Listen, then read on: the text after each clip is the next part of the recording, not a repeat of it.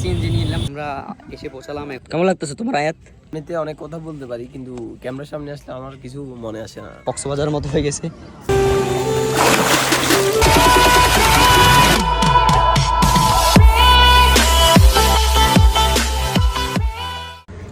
Welcome to part 2।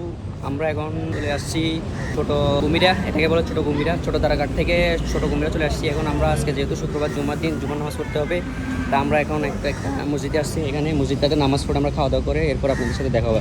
Finally আমরা নামাজ শেষ করে এখন দুপুরে এখানে কুমিরা এসে আমরা খাওয়া দাওয়া করিলাম। বাট এখানের খাবারগুলো তো ভালো লাগে না, আপনারা চাইলে ভিতরে গিয়ে খেতে পারেন, আকিলপুরে গিয়ে। আমরা সিএনজি নিলাম। সিএনজি ভাড়া কত নিছে? 100 টাকা। 100 টাকা দিয়ে সিএনজি নিয়ে নিলাম। আমরা সিএনজি নিয়ে এখন ভিতরের দিকে যাইতেছি, আকিলপুরে ডাইরেক্ট ব্রিজের সামনে।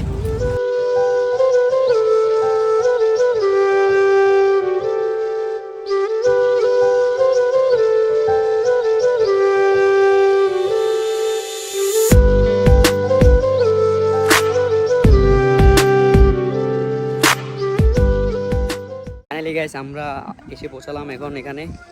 এটা হচ্ছে আকিলপুর। আপনারা দেখেন, ফুল ভিডিও দেখলে আপনারা বুঝতে পারবেন কীভাবে কীভাবে আসতে হবে। আপনারা দেখেন পুরোটা।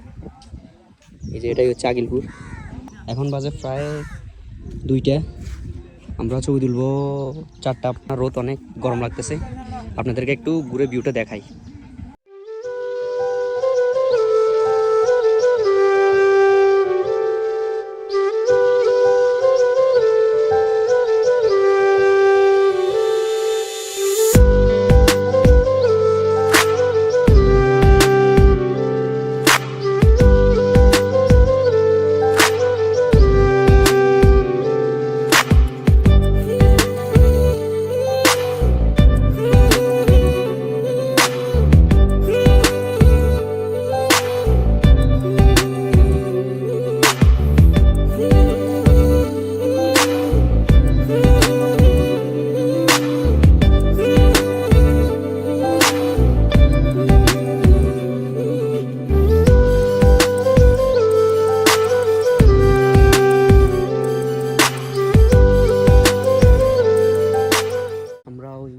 হাঁটতে হাঁটতে এখানে আসলাম।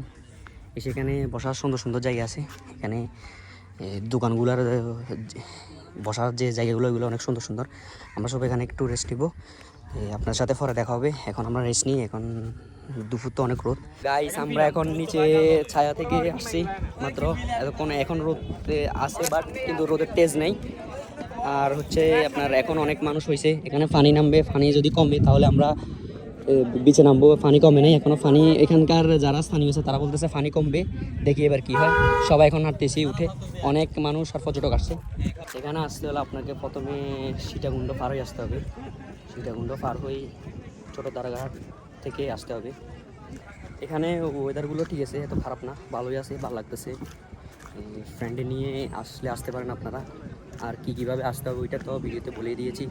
আর আমার ভিডিও কেমন হয় আমি জানি না, ভালো লাগলে অবশ্যই লাইক শেয়ার কমেন্ট করবেন। আর অবশ্যই সাবস্ক্রাইব করবেন, কষ্ট করে ভিডিও বানাই। এর আগের যে পার্টটা ছিল ওইটা দেখে আসবেন, তাহলে ফুল ভিডিও মজা পাবেন, এনজয় করতে পারবেন। পানি কমলে তখন আমরা বিচে নামবো। এখন তো পানি দেখতেছি বাড়তেছে। এই যে সবাই ছবি নিয়ে ব্যস্ত, ছবি তুলতেছে। ওয়েদারগুলো জোস, রোদ থাকলেও বাতাস আছে, আর হচ্ছে রোদের তেজ নাই, সুন্দর লাগতেছে। এরকম মাঝে মধ্যে ঘুরতে আসলে ভালো লাগে। আপনারা আসবেন অবশ্যই।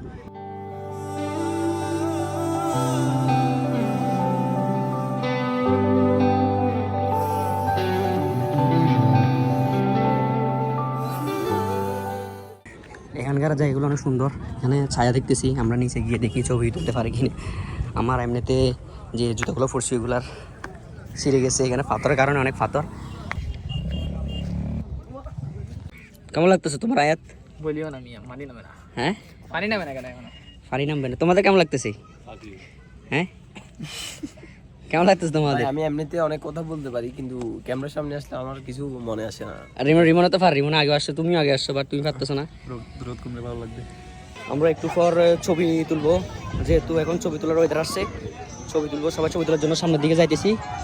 ছবি তোলার পর আমরা এরপর চলে যাব, গাড়িতে উঠবো। এখান থেকে গাড়িতে উঠে চলে যাব। অনেক পর্যটক এই যে, তাই বলো না কেন আজকের ওয়েদারটা জোস, ভালো লাগতেছে। রোদ হলেও এখন রোদের কোনো তাপ নাই, এখন সূর্যটা ডুবতেছে, সূর্যটা অনেক সুন্দর লাগতেছে। এই যে মানে পর্যটক বরাবর বাড়তেছে, এই যে কক্সবাজারের মতো হয়ে গেছে। আপনারা অবশ্যই আসলে এটা ভালো লাগবে, অবশ্যই এখানে আসে ঘুরলে অবশ্যই ভালো লাগবে। ফ্রেন্ডরা আমরা তো বেশিরভাগই ফ্রেন্ডরা মিলে ঘুরতে যাই, এই আমরা যারা যারা আছি এরাই